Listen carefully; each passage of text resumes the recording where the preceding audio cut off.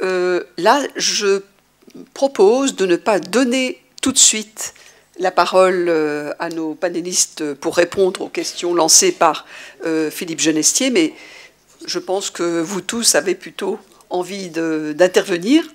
Donc, la parole est à vous. Si vous souhaitez poser des questions ou lancer une réflexion, vous êtes les bienvenus. Oui.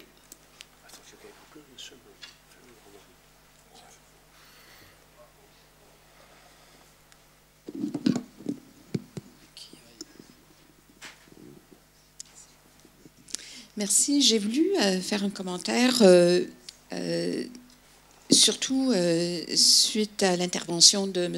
Klustermann, qui a dit que vous avez parlé de l'importance du capital social, que ça marche très bien au début du parcours de l'intégration économique des immigrants, mais à plus long terme, pour les communautés culturelles, ça risque d'être un cul-de-sac. Donc, que ce qu'on doit peut-être penser à développer, c'est des genres de politique qui vont permettre à des personnes d'échapper à ces enclaves à long terme. Au Québec, on a une politique dite d'interculturalisme pour accueillir les immigrants. Mais d'abord, la majorité des immigrants sont des immigrants économiques, c'est-à-dire qui sont sélectionnés sur la base de leur éducation très élevée, d'une bonne expérience de travail dans leur pays d'origine. Cette politique d'interculturalisme vise, mais ça favorise le développement de relations intercommunautaires saines, plutôt que de favoriser, par exemple, l'expression culturelle diversifiée. Donc, en arrivant, les nouveaux immigrants, après un certain nombre de mois, ils ont accès à certains services d'insertion qui visent tous les immigrants, même s'ils sont offerts parfois par des organismes communautaires. Mais ces organismes communautaires ne seront pas soutenus par le gouvernement s'ils ne desservent qu'une seule communauté culturelle. Il faut qu'ils servent une population d'immigrants diversifiée. Évidemment, ces services sont offerts seulement dans les domaines qui sont priorisés par le gouvernement, soit l'emploi, et parfois la langue, même si la majorité des immigrants parlent déjà le français. Le résultat de ces efforts sont désastreux, ça ne marche pas, les immigrants ne s'intègrent pas au marché du travail malgré leur capital culturel et humain très élevé. Leur niveau d'éducation est en moyenne plus élevé que le niveau d'éducation des Québécois natifs. Bon, alors ça ne marche pas. Et il y a un taux de chômage et de sous-emploi très élevé parmi les immigrants. Et après quelques mois, un an, vraiment, ils vivent dans la pauvreté. Pourquoi est-ce que ça ne marche pas? Mais je pense que c'est bien une question du fait que ce que ça prend pour intégrer, c'est, surtout au début, c'est probablement le capital social qui est offert par les communautés culturelles elles-mêmes, surtout pour les nouveaux immigrants. Et ce qui se passe, c'est que nous trouvons dans les recherches que nous sommes en train de faire actuellement qu'effectivement, toute l'information que reçoivent, ou la plupart de l'information que reçoivent les nouveaux immigrants sur le marché du travail, comment intégrer au marché du travail, sur les débouchés et tout, ça vient de leur propre communauté culturelle, des liens qu'ils ont avec les personnes qui sont semblables à eux. Mais donc, la rapidité et la qualité de leur insertion en emploi dépend beaucoup du capital cumulé de leur propre communauté culturelle. Donc, les communautés culturelles qui sont établies au Québec depuis très longtemps sert mieux de lien avec le marché du travail, par exemple, que des communautés arrivées plus récemment. Maintenant, l'analyse qui est normalement faite de pourquoi ça marche moins bien pour les communautés nouvellement arrivées est souvent qu'il s'agit là d'un autre genre d'immigration, surtout des personnes de couleur. On ne parle plus des immigrants européens des années antérieures. À partir des années 1980, on parle beaucoup plus d'une immigration venant de l'Afrique, du Moyen-Orient, etc. Et on dit donc, on parle beaucoup de la discrimination systémique. Maintenant, il est tout à fait vrai que cette discrimination systémique existe. La plus grande raison que les personnes avec une bonne éducation n'intègrent pas au marché du travail, c'est à cause que leur diplôme et leur expérience dans leur pays d'origine ne sont pas reconnus. Okay? Il n'y a pas d'excuse pour ça. C'est de la discrimination. Mais en même temps, ce qu'on regarde moins souvent pour expliquer la difficulté de ces nouveaux groupes d'immigrants est que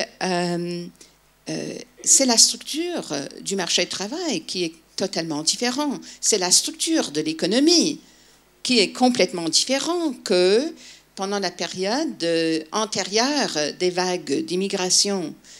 Ces nouveaux immigrants tentent de s'intégrer à un marché de travail, mais Marie-Claude Blanc-Chaliard l'a dit, dans une économie qui est flexible, pour dire le moindre, qui est précaire. Il y a donc des tendances de protection beaucoup plus importantes, mais aussi, tout simplement, l'impossibilité pour tout le monde d'intégrer facilement le marché du travail au niveau de leurs compétences. Alors, il me semble qu'il y a moins d'analyse de l'économie d'accueil quand on fait l'analyse de l'intégration économique des immigrants. Merci. Alors, je me permets de tricher et d'intervenir tout de suite pour ajouter un petit complément à ce que vient de dire notre intervenante, pour mentionner le fait qu'en Colombie-Britannique, où le taux de chômage des immigrants est beaucoup moins élevé, les recherches montrent que ce taux de chômage est moins élevé, notamment parce que les immigrants exploitent beaucoup plus les réseaux communautaires. Alors, c'est assez troublant, bon, et c'est une immigration asiatique, etc. Donc, la différence entre le Québec et la Colombie-Britannique, qui n'a pas de politique interculturelle d'ailleurs, est malheureusement très marquée.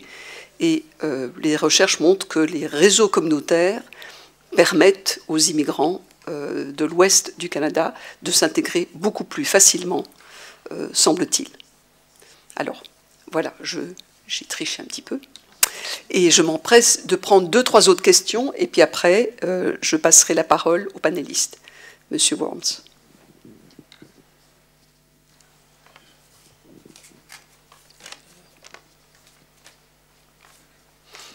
Pardon. Merci d'abord pour remercier cette table ronde absolument fascinante. Et fascinante parce que, d'une certaine façon, toute une série de réflexions, de travaux, aussi bien militants qu'intellectuels sur les problèmes d'intégration ne prennent pas en compte, ou très marginalement seulement, la dimension économique qui me semble absolument fondamentale. Alors, un peu dans la suite de ce qui vient d'être dit, moi j'ai une autre question sur les circuits de financement. Parce qu'effectivement, c'est une dimension tout à fait essentielle dans les structures communautaires qui facilitent dans un premier temps l'intégration. Il y a notamment l'accès au crédit, avec des circuits très particuliers, des outils particuliers qui sont inscrits dans les solidarités communautaires.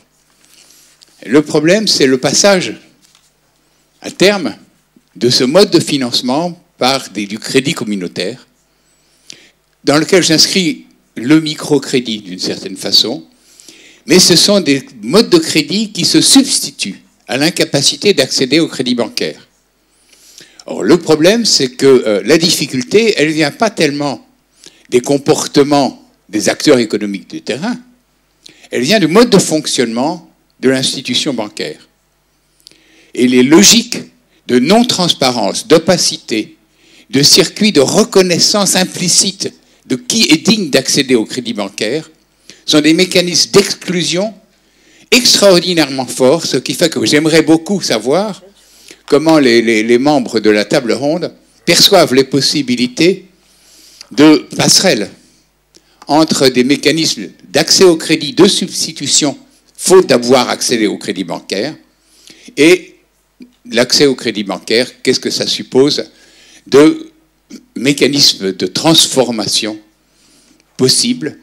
Le rôle de l'institution, il se trouve que je suis à l'origine d'une institution de médiation qui est le réseau d'Initiative France, qui fait des prêts à taux zéro, avec comme objectif de faciliter les conditions d'accéder au crédit bancaire. Mais ça joue pour l'instant très peu à l'égard des communautés immigrées.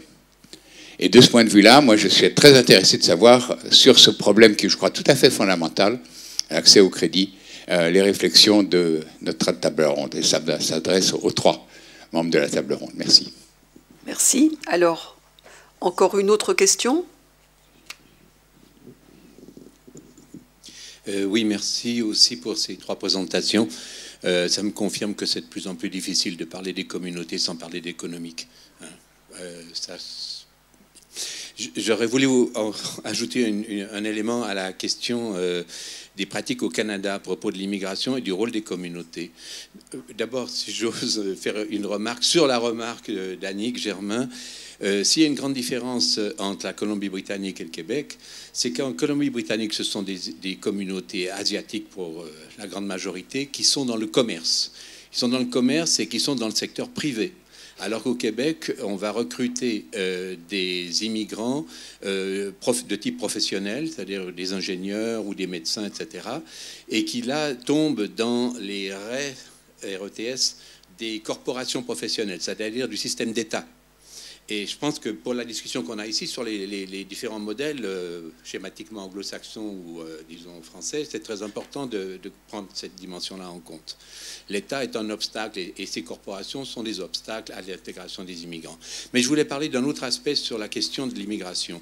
Il y a toute une diversité de programmes d'immigration au Canada et des conditions qui sont imposées. Avec un groupe de recherche, je travaille actuellement sur un programme spécifique qui s'appelle les travailleurs immigrés temporaires. Et je pense que là, on a un exemple qui m'a sauté aux yeux à partir des présentations de ce matin sur le rôle important des communautés.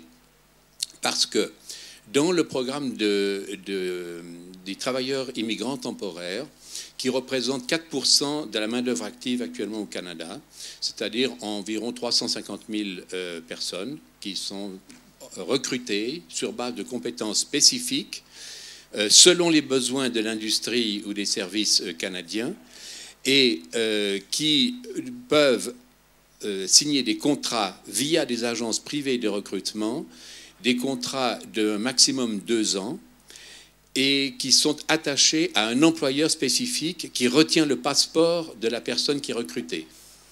Ce qui veut donc dire que ces personnes-là sont privées de tout lien communautaire parce qu'elles immigrent comme individus sans leur famille.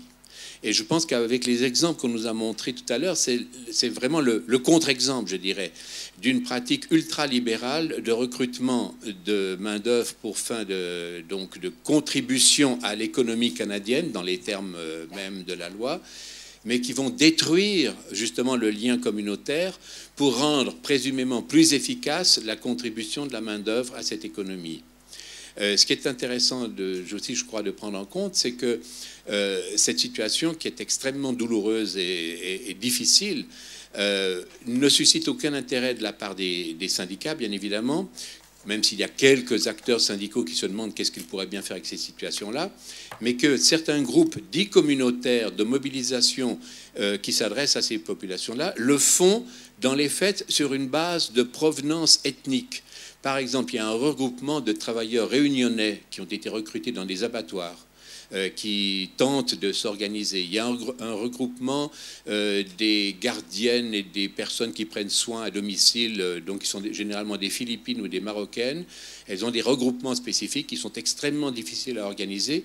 Mais donc on va faire appel à une appartenance ethnico-communautaire pour tenter de trouver un moyen de défendre des droits fondamentaux qui sont ouvertement bafoués pour ces populations-là. Merci. Alors, je pense qu'Éric voudrait... Je voulais appuyer ce qui vient, Éric Charme, donc ce qui vient d'être dit par Jean-Pierre Worms et Frédéric Lezemann, sur le fait que c'est à la fois la question du pouvoir économique des communautés est à la fois une question importante et une question relativement peu discutée dans le débat public en France. Et c'est l'une des raisons d'ailleurs pour lesquelles on a voulu organiser cette session pour appuyer sur cette question-là, parce qu'on voit bien que dans la question qui est posée dans cette conférence, c'est-à-dire les communautés, problèmes ou solutions avec un point d'interrogation, autant on voit bien dans le débat public actuel quels peuvent être les problèmes.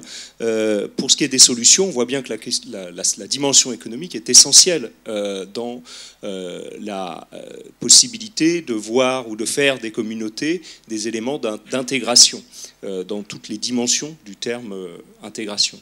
Et sans doute aussi que cette question économique et du pouvoir économique des communautés est essentielle pour porter un regard moins négatif et plus positif que celui qui est actuellement porté en France sur l'immigration et la présence des immigrés sur le territoire national. Donc je pense que c'est vraiment une question essentielle. Mais ma question que je voudrais poser aux différents intervenants, c'est pourquoi, à votre avis, actuellement en France, ces questions-là ne sont pas sur la table du débat public? Alors, je crois que nous avons amplement de quoi discuter pour un petit moment. Alors, je vais peut-être passer d'abord la parole à Monsieur Kloosterman. I will do it in English. First, I would like to respond to the questions regarding Quebec. So, I guess you're right in saying that the overall functioning of the economy is very important, and apparently the openings for the migrants do not exist. But there's also, if I understand you correctly, there's also a lack of social capital of people being able to relate to the openings that are there. But I wondered, you used the term économie culturelle. What do you mean by that? I wondered what is your definition, or how do you?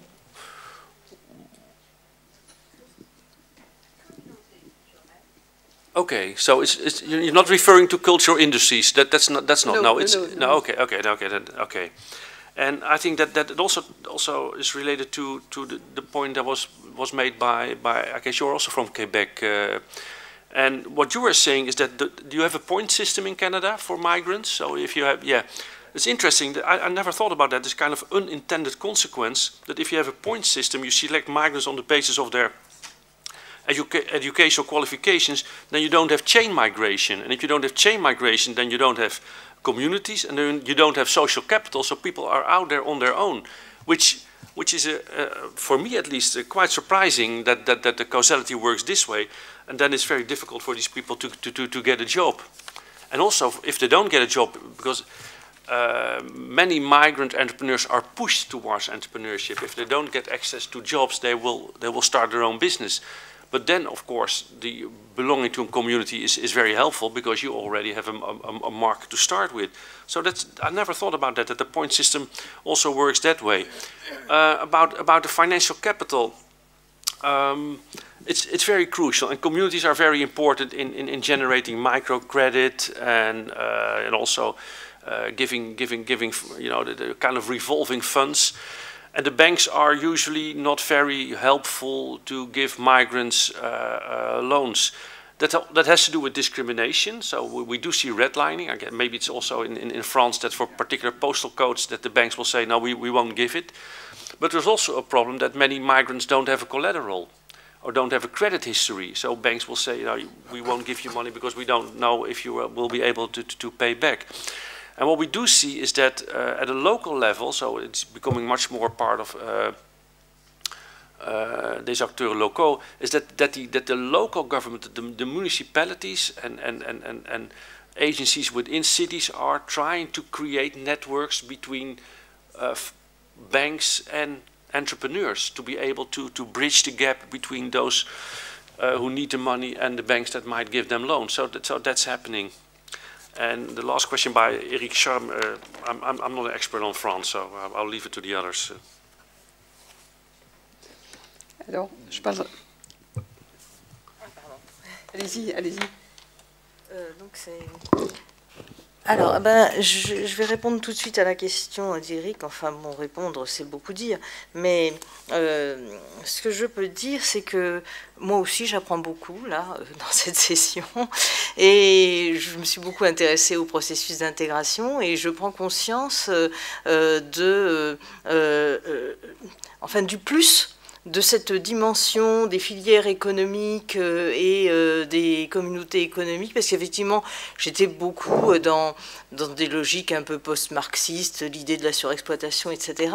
Mais c'est vrai que cette force et cet apport du lien communautaire, et ça m'amène d'ailleurs à répondre à une remarque que vous avez faite à propos du surtravail. En fait, effectivement, il y a cette surexploitation qui, bon, quelquefois, c'est vrai aussi, arrive à des formes proches de l'esclavage. Enfin, moi, j'ai connu des migrants italiens qui m'ont raconté que pendant plusieurs années, ils n'étaient pas payés par leur employeur. Mais en même temps, il y a effectivement tout un capital d'échange de ressources qui font que on n'est pas uniquement dans la monétarisation et que eh bien il y a des choses qui peuvent se passer autour de l'installation qui permettent de démarrer malgré tout et de s'intégrer ou de s'insérer dans la société d'accueil. Donc ça c'est vraiment quelque chose dont je prends conscience un peu tardivement maintenant, mais enfin, c'est comme ça.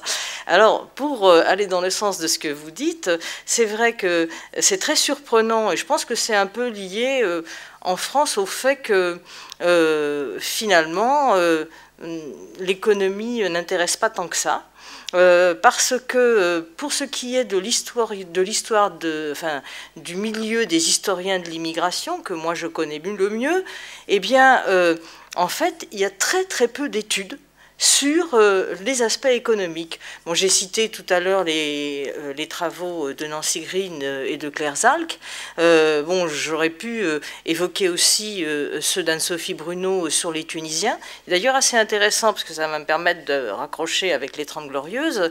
Elle a travaillé sur les Tunisiens en France à partir de la Seconde Guerre mondiale, à partir des dossiers de retraite. Et elle s'est aperçue que, en fait, jusqu'à la crise, au retournement de conjoncture, il y avait assez peu de demandes d'ouvrir des boutiques indépendantes ou de travail indépendant, alors que les Tunisiens, en tant qu'anciens protégés, protectorat sur la Tunisie, étaient dispensés de la demande de la carte de travailleurs étrangers. Ça n'est qu'en 1978, quand justement, à la suite de la crise, il y a beaucoup d'installations dans le travail indépendant, qu'on va demander à ce que les protégés, eux aussi, soient soumis à la demande de la carte. Mais enfin bon, tout ça pour revenir à mon propos, à savoir que tant que l'emploi dans le secteur primaire, voire même secondaire de l'économie fordiste fonctionnait, eh bien, les gens ont préféré travailler dans ce type d'économie plutôt que de s'installer à leur compte. Et en fait, le grand développement de l'épicerie arabe, entre guillemets, ça a commencé dans cette deuxième moitié des années 70.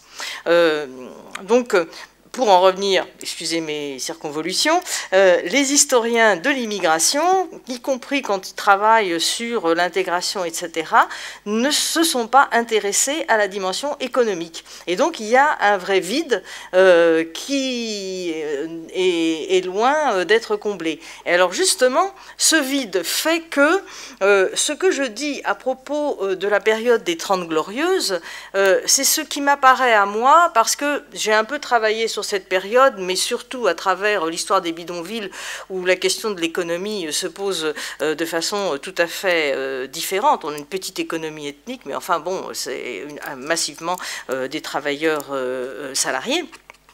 Mais je n'ai pas... Bon, j'ai travaillé aussi sur les Italiens pendant cette période, et c'est vrai que les Italiens, qui reposent déjà sur une communauté qui a des réseaux très importants, s'installent assez facilement à leur compte dans le bâtiment, ou alors aussi dans l'alimentaire, les pizzerias, enfin des choses comme ça, et du fait de leur réseau, ils arrivent très rapidement à monter des affaires qui sont importantes, et là on aura quelques grandes entreprises avec un double phénomène. Premièrement, le fait qu'on est dans un marché porteur, hein, bon, que ce soit de la sous-traitance ou un certain nombre d'activités spécifiques, en particulier pour l'intérieur, etc. Mais c'est aussi parce que ces réseaux sont depuis longtemps des réseaux mixtes. Et là, je rejoins ce que vous disiez à propos de cette entrée, disons, dans l'économie générale et de cette ascension sociale dans l'économie donc du pays d'accueil à travers cette mixité. Donc, c'est vrai que on a, et de la même façon, on assiste à un remplacement des juifs ashkénazes par les juifs séfarades venus d'Afrique du Nord dans le sentier, qui eux aussi réussissent de très bonnes affaires. Donc ça veut dire que l'économie communautaire continue, enfin l'entreprise communautaire continue d'exister pendant cette période, mais ce qui m'est apparu, c'est que elle est relativement réduite à des secteurs qui existent déjà. Je n'ai pas vu de nouveaux secteurs, mais le déficit des études fait que ce que je dis est vraiment avec un grand point d'interrogation. Et puis par rapport aux nouveaux migrants, eh bien, d'abord, en ce qui concerne l'illégalité, elle est largement utilisée par les employeurs de l'industrie globale, hein, qui vont par exemple employer des Portugais qui sont sans papier pendant longtemps. Et enfin, c'est les Portugais, les Algériens, et puis plus tard les Marocains, les Tunisiens, en fait, s'installent peu à leur compte pendant cette période. On va voir les Portugais s'installer à leur compte, pareil comme les Tunisiens, à partir de la période de la crise, dans un premier temps comme activité alternative, hein, mais au départ, on n'a pas beaucoup de Portugais dans le bâtiment. Ils sont ouvriers du bâtiment, mais ils ne sont pas entrepreneurs du bâtiment. Et puis, il y a une autre dimension, peut-être, qui est que se développe dans la mouvance de l'État-providence une politique sociale à l'égard des étrangers. Une politique très insuffisante qui, en ce qui concerne les anciens colonisés, s'apparente à une politique postcoloniale où l'assistance est assortie du contrôle. Mais malgré tout, on peut avoir le sentiment que ça diminue les ressources autonomes de la communauté, hein, qui, en fait, a davantage tendance à s'installer dans un système où peut-être la colonisation aussi l'avait installé, et qui est moins la possibilité d'utiliser les ressources. Mais pour ces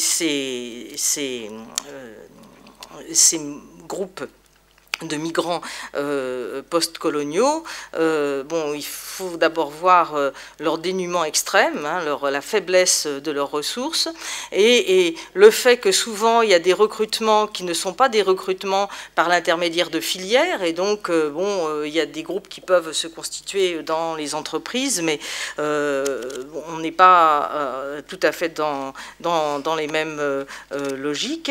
Et puis il y avait autre chose que je voulais dire, mais j'ai oublié. Donc, comme je parle depuis longtemps, ça va. Alors, Philippe ? Oui, pour ma part, je ne vais pas répondre à la place de Tarius, mais pour mon propre compte, évidemment.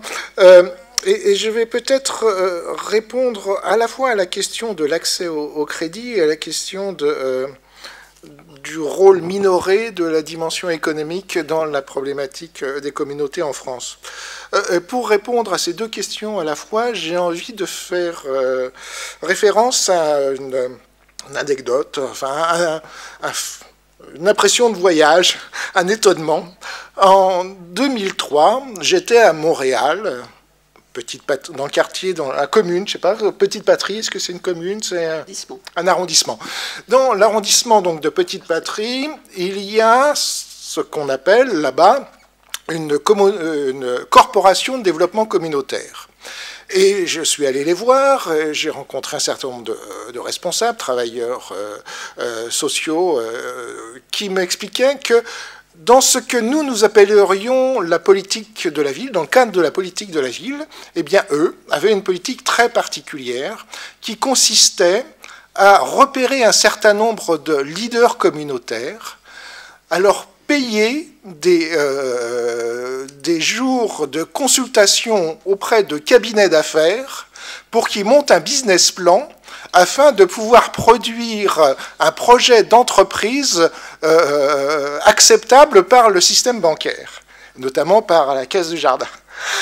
Et donc, d'une certaine façon, pour un Français, c'est complètement hallucinant. À la fois que la politique de la ville passe par des corporations de développement communautaire, rien que le nom, que pour mettre en place une politique publique, il faille repérer des leaders communautaires, et que le financement public soit destiné à des avocats d'affaires. Vous voyez quel est le saut conceptuel qu'il faut que l'on fasse pour que l'on puisse prendre en compte et regarder quelle est la différence de culture entre ce côté-ci et l'autre côté de l'Atlantique. Ce qui m'amène, je crois, à poser la question que soulevait Éric, c'est pourquoi finalement la question économique est si difficile ou si peu prise en compte en France. Bon, alors on va dire qu'il y a une forme de surdétermination par le politique, une forme de tropisme politique, mais ce tropisme politique, je crois qu'il est aussi très fortement intégré dans les notions mêmes qui nous servent à penser les réalités. Si vous m'accordez, Madame la Présidente, encore 2 minutes, je voudrais travailler un tout petit peu sur quelques mots. Par exemple, le mot communautaire. Il me semble que de l'autre côté de l'Atlantique, il y a des communautariens. Ce que l'on appelle là-bas des communautariens, ce serait chez nous des républicains, c'est-à-dire des gens qui croient que les individus ne sont pas libres et complètement autonomes, mais qui doivent être inscrits dans une communauté qui serve de support et qui est un mécanisme de production d'un certain nombre de services. Alors, chez nous, la communauté, c'est la nation. Là-bas, c'est un autre. Mais ces communautariens, qui sont plutôt de gauche dans le monde anglo-saxon, je pense aux écrits de Michael Walzer, par exemple, ou de Kalinki, eh bien, nous les renvoyons vers une conception ultralibérale de la société. Or, dans le monde anglo-saxon, les communautariens s'opposent à quoi? S'opposent aux libertariens. Les libertariens, c'est la conception sociale et politique pour lesquelles l'individu stratégique est la seule réalité qui existe. Et comme le disait Margaret Thatcher, la société, qu'est-ce que ça veut dire? Moi, je ne connais que des individus. Donc, communautarien versus libertarien, c'est quasiment l'inverse de la façon dont nous, on comprend les réalités. Même chose, républicain en France, ça veut dire une idéologie qui met en avant l'État comme facteur de stabilisation de la société et de garantie de l'égalité. Républicain aux États-Unis, ça veut dire le laisser-faire économique et la prévalence de la religion. Libéral en France, ça veut dire, d'une certaine façon, prévalence du marché sur l'État. Libéral aux États-Unis, ça veut dire quelqu'un qui est défenseur des droits, des droits de la personne comme des droits collectifs et qui est adversaire du conservatisme. Vous voyez, il y a une forme de retournement quasiment complet et systématique du gant mental et idéologique qui rend très très difficile la conception du dialogue. Bon, je pourrais prolonger, mais je ne vais pas le faire, sur les conceptions aristotéliciennes ou platoniciennes de la démocratie, mais je crois qu'il y a très fondamentalement à la fois des catégories qui sont inverses, et puis il y a dans cette construction mentale, dans le cadre français, dans le modèle politique français, comme le dirait Pierre Rosanvallon, il y a l'idée qu'il y a une prévalence du politique. Or c'est pas vrai, je crois, de l'autre côté de l'Atlantique. Notamment Bernard Lutz, que je citais tout à l'heure, qui avait travaillé pendant plusieurs années à l'HESS, en avait tiré dans son papier de préambule de la préface de son ouvrage, traduit en français, il disait, contrairement à ce que pensent les Français, l'insertion économique, non, il disait d'abord, il ne faut pas parler d'intégration, mais il faut parler d'insertion, et l'insertion économique précède et conditionne l'assimilation politique, et non l'inverse. Or, en France, on est complètement sur un paradigme inverse. Voilà. Alors, avant de donner la parole à la prochaine intervenante, je me permets de me prévaloir de mon droit de parole de présidente pour ajouter un petit complément d'information à ce qui a été dit par quelques intervenants au sujet du Québec et du Canada. Alors, Frédéric Lesemann a évoqué le cas des travailleurs temporaires. Il faut savoir qu'au Québec comme au Canada, à peu près la moitié des immigrants sont admis selon le système de points. Selon ce système de points, on choisit les immigrants et les études montrent que ces immigrants qui arrivent, en général, ont des connaissances déjà dans le pays d'accueil. Donc, ils ne sont pas dépourvus de réseau. D'accord ? L'autre moitié des immigrants sont des immigrants, des travailleurs temporaires. Ce ne sont pas des immigrants au sens strict, des travailleurs temporaires qui, eux, sont isolés, sans famille, etc. Et où là, la question de la rupture avec les réseaux communautaires se pose tout à fait. Maintenant, je reviens sur ce qu'avait dit Dina White tout à l'heure. Et alors, je fais appel à votre sens civique en tant que Français, c'est que vos débats sur l'intégration ont beaucoup d'impact chez nous, avec comme résultat, parfois pervers, que les Québécois, qui pourtant sont très très concernés par les questions d'intégration économique ou d'insertion économique, parfois ont tendance à mettre les questions d'intégration, au sens où vous l'entendez, avant les questions d'insertion économique.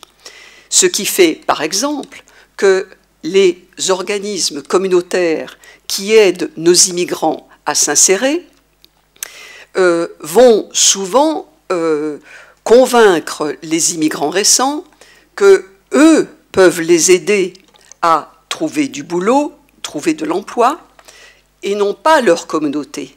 Hein ? Donc, au fond, l'ironie, c'est que nos organismes communautaires qui s'occupent des immigrants et qui ne sont pas des organismes communautaires au sens où vous l'entendez de communautés ethniques, sont ceux-là même qui disent aux nouveaux arrivants « Faites-nous confiance, on va vous aider à trouver du boulot ».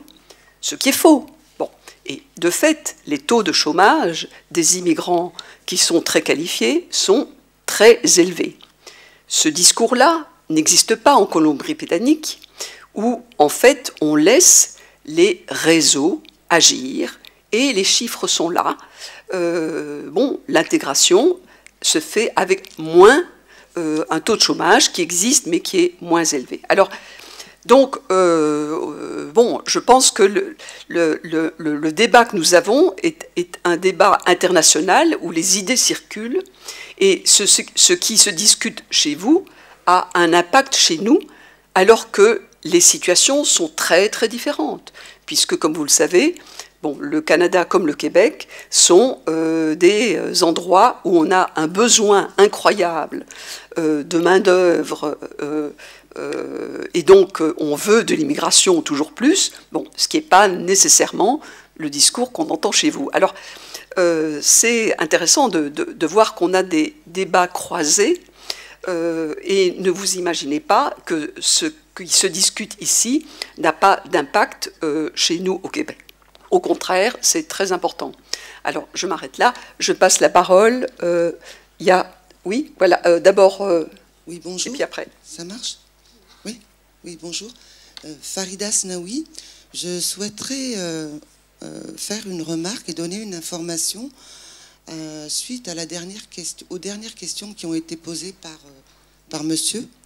Alors, en ce qui concerne des travaux sur les entrepreneurs ethniques, on va dire ethniques, bon, pour ne pas utiliser le mot de communautaire, je voudrais vous donner une information, vous indiquer qu'il y a une étude qui a été faite, notamment sur la place du Pont, qui a été menée par Alain Batteguet, un sociologue, à laquelle moi j'ai participé, et qui donne un certain nombre d'informations. Et cette étude a été effectuée il y a 15 ans.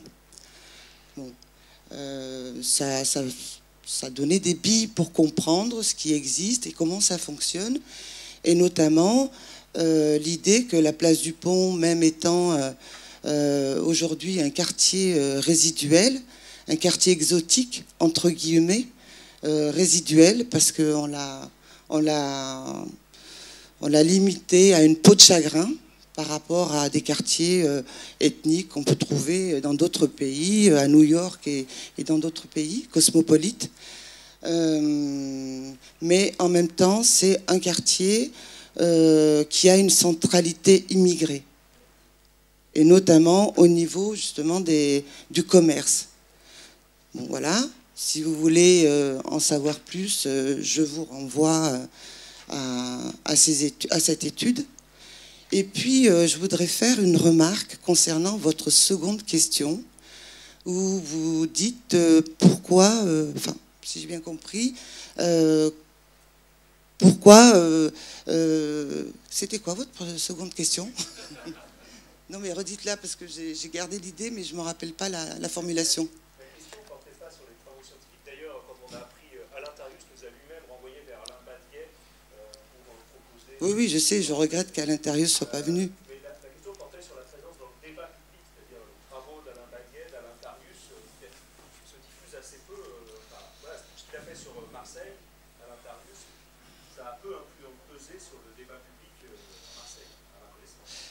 C'était quoi votre seconde question? Pourquoi on tient peu compte de ces dimensions économiques dans le débat? Oui, voilà. Alors,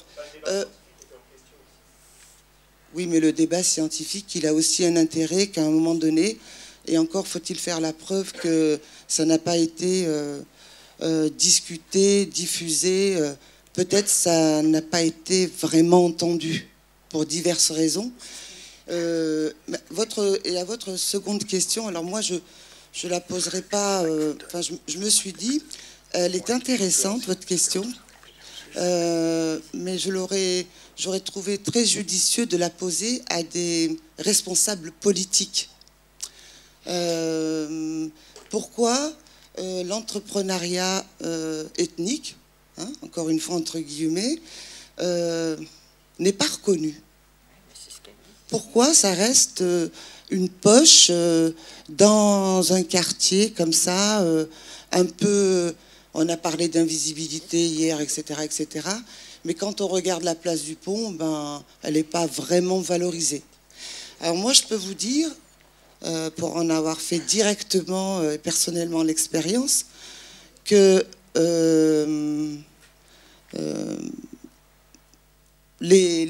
un certain nombre de responsables politiques, locaux, régionaux, départementaux, ont eu des informations concernant l'importance de cette organisation, des commerçants, de l'importance dans la ville, de l'importance aussi en termes de reconnaissance, de l'importance de ce que ces commerces génèrent comme affaires, comme clientèle, comme comme fantasme aussi. Voilà, et qu'il serait possible de développer cette reconnaissance, enfin de développer, pas de la développer, mais de s'organiser pour la mettre en place et faire en sorte que ce quartier où draine énormément de choses soit un peu un quartier symbole pour une certaine reconnaissance. Or, ça n'a jamais été entendu. Ça n'a jamais fait les affaires, faut croire, hein, des responsables politiques, même s'il y avait à la clé des projets très ambitieux et qui allaient au-delà de faire de la poterie dans les quartiers, hein, dans ce quartier-là, mais de considérer les commerçants comme des acteurs. Hier, on a parlé des acteurs qui ont leur mot à dire et qui ont leur mot à dire aussi avec les résidents. Et les commerçants, il y en a comment dire, il y a des commerçants arabes qui est à la place du Pont, qui est, bon, c'est une place historique. Il n'y a pas que des commerçants arabes, mais il y a aussi des commerçants africains et des commerçants asiatiques. Et que d'un point de vue même culturel, il aurait été très intéressant de faire ressortir un peu ce quartier. Et je ferai une dernière remarque, c'est de dire que la place du Pont, enfin tous ces morceaux de ville là, n'est pas vraiment reconnu sur Lyon. Mais en même temps, le paradoxe, c'est que ce petit morceau de ville est connu à Pékin, est connu au Maghreb, est connu en Afrique, est connu en Inde, parce que tous ces entrepreneurs, tous ces magasins, toutes ces marchandises circulent à l'échelle internationale. Une des erreurs de ces... et qui concerne aussi ce fantasme, c'est de réduire cette centralité, enfin, ce qui a été nommé et qualifié par Alain Batteguet et l'équipe qui a travaillé sur ce quartier, c'est de réduire, donc, au lieu de considérer que c'est une centralité, justement, où il y a des flux importants de marchandises, d'argent, de rencontres, enfin, de beaucoup de choses, d'affaires qui se font, de manière formelle mais aussi informelle, et que ça a une dimension internationale, ça a été réduit au quartier, avec tout ce qu'il y a de petit, péjoratif et de négligeable.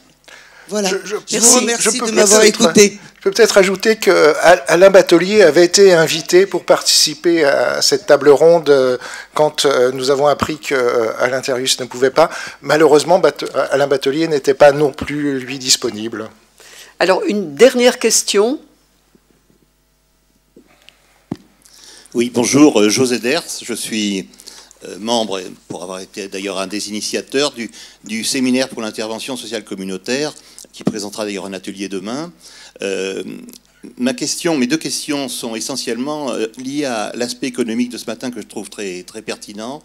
Mais pour en avoir pour avoir un argumentaire, il semblerait, et je pense qu'en France, ATD entre autres a essayé de faire un document, je crois, là-dessus, que justement, pour faire tomber justement des représentations négatives qu'on a sur les communautés, il serait intéressant de voir que qu'on me donne des éléments économiques, des ouvrages, etc., éventuellement, qui précisent qu'effectivement, il semblerait que l'aspect de la venue des communautés, de l'immigration, etc., est économiquement plus rentable que ce qu'on pense pouvoir...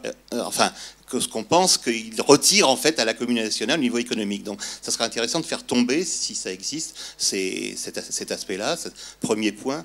Deuxième point, puisque j'ai eu hier soir la possibilité de manger à votre table, Madame la Présidente, et que vous m'avez invité à poser une question que je vous suggérais, et qui est confortée par la matinée de ce matin. Il me semble que la matinée d'hier matin, celle de ce matin, où on n'a pas eu peur de parler des communautés, où on a donné des arguments, y compris économiques, sur l'existence et ce que c'était, alors que hier après-midi, on était un peu frileux sur y compris le terme communautaire, au point de le remplacer par autre chose.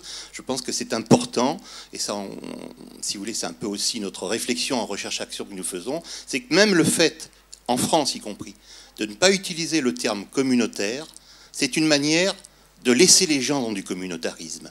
Il faut là-dessus ne pas être frileux, l'étayer effectivement scientifiquement, mais il me semblerait que c'est important qu'on n'ait pas peur, y compris ici, alors que c'est notre sujet, de parler de communauté et d'y donner du contenu et d'y travailler là-dessus.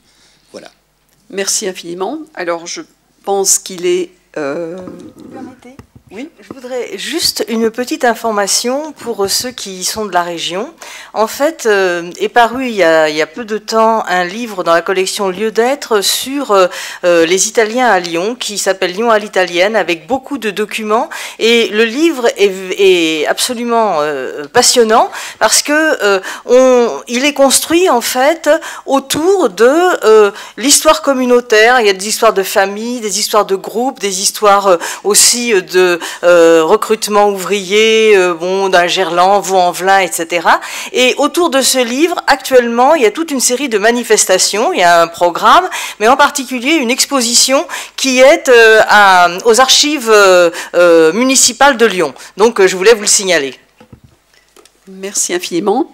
Alors, je crois que... Oui, alors j'entends ici à ma droite qu'on a faim. Bon, alors peut-être est-ce un sentiment partagé par tout le monde. Alors je tiens à vous remercier tous, tant les conférenciers que vous, le public, et puis à vous convier tout à l'heure. On recommence à quelle heure déjà, Eric ? Je vais regarder le programme, excusez-moi, je vais juste regarder. À 13h15. Voilà, donc on recommence avec une table ronde. On est tous dans les communautés, on est tous dans des communautés, faut-il se méfier de tout le monde ? Point d'interrogation. À 13h15 dans cette salle. Et je vous invite encore une fois à vous inscrire aux ateliers pendant la pause déjeuner. Donc il y a une table à côté de l'accueil pour s'inscrire dans les différents ateliers. Merci et bon appétit. Merci.